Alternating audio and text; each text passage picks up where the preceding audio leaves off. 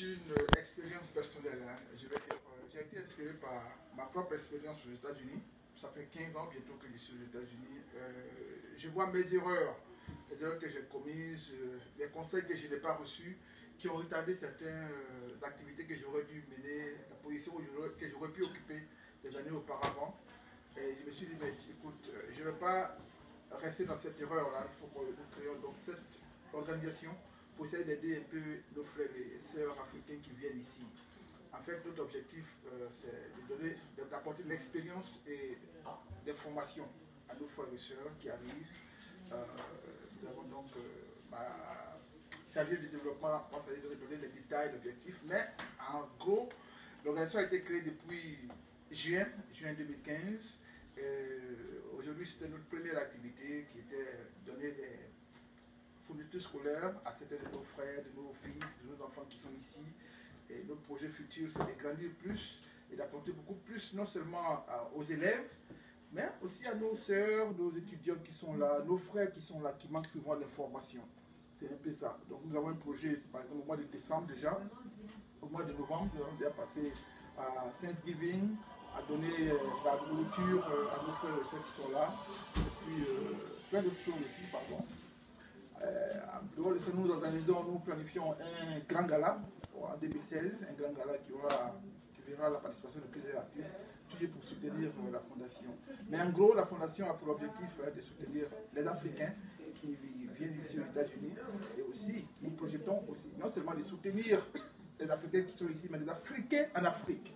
Déjà, si vous voyez sur nos pamphlets, nous avons des représentants au Sénégal, une représentation au Congo et une représentation au Gabon. Nous cherchons ici là un représentant pour la Côte d'Ivoire et puis bon, dans tous les pays d'Afrique. Merci. Merci beaucoup. Vous êtes avec une collègue. Est-ce qu'elle peut se présenter à nous? Oui, moi c'est Esther Beourou et je suis chargée en fait du développement. Je suis directrice du développement de Nomen Fondation. Et comme grand frère Phil l'a dit, en fait, l'organisation, moi quand il m'a appelé pour participer à ce groupe-là, j'étais vraiment contente. Je disais, tiens, ben voilà, je peux participer à quelque chose. Parce que, en fait, l'organisation est évidemment ce que moi dont j'avais besoin quand je suis arrivée ici, si jeune.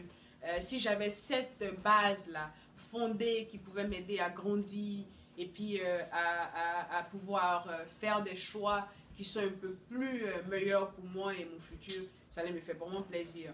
Alors, c'était vraiment un honneur pour moi de participer. Alors, en fait, l'organisation, notre mission, c'est d'encourager, d'éduquer les femmes africaines et nos jeunes ici dans leur transition, dans l'intégration ici aux États-Unis, pour qu'ils soient meilleurs membres de notre communauté et aussi pour un meilleur futur pour eux-mêmes.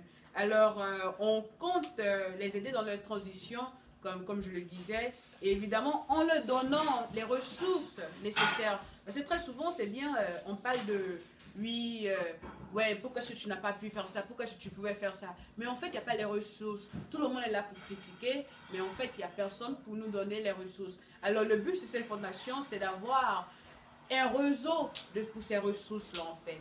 Alors, que ce soit social services, que ce soit les lois d'immigration, les lois locales de la communauté, nous, on aura les ressources là pour, en fait, éduquer le public, les gens, en fait, qu'on veut, comme on dit en anglais, our target. Alors, on veut apporter ces choses-là. Genre aussi, dans la transition, en venant ici, on a besoin de langue.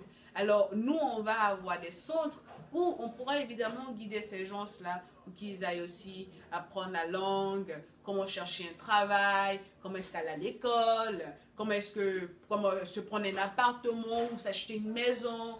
Disons aussi les choses comme financial guidance, des guides financiers, genre... les gens viennent ici avec des mauvais crédits. Les crédits, c'est quelque chose vraiment que personne ici dans ce pays-là, on n'est rien sans notre crédit. Alors, si on a ces bases-là, ces ressources-là qui sont là pour nous assister, pour nous aider, pour nous fonder à grandir dans un meilleur environnement, pour aboutir à un meilleur futur et aussi à retourner. La chose la plus importante, c'est de retourner en fait ce qu'on a reçu là à nos prochains. Alors, la communauté africaine, généralement, elle n'a pas vraiment cette base-là. Alors, c'est ce qui rend un peu cette fondation un peu plus spéciale parce que c'est une première dans la communauté. Alors, aujourd'hui, c'était notre premier événement. On a fait des school bags, ou comme vous le savez bien, la semaine prochaine, c'est le back to school aux États-Unis ici. Donc, bon, on a fait environ 5 school bags, tout juste pour un commencement, comme je dis tout le temps, one block at a time, une personne par action, et je pense qu'on pourra atteindre tout le monde à la fin de la journée pour un meilleur futur pour tous et une meilleure communauté aussi.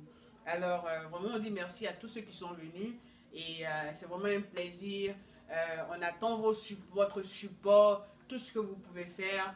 Venez nous aider, toutes les ressources que vous avez, que vous soyez avocat, médecin dans la communauté, chauffeur dans la communauté, même cuisinier dans la communauté. Venez vers nous, on a besoin de vous. On vous veut comme nos ressources qu'on pourra partager avec la communauté. On pourra guider nos frères et sœurs dans leur transition aux États-Unis. Merci. Merci à vous.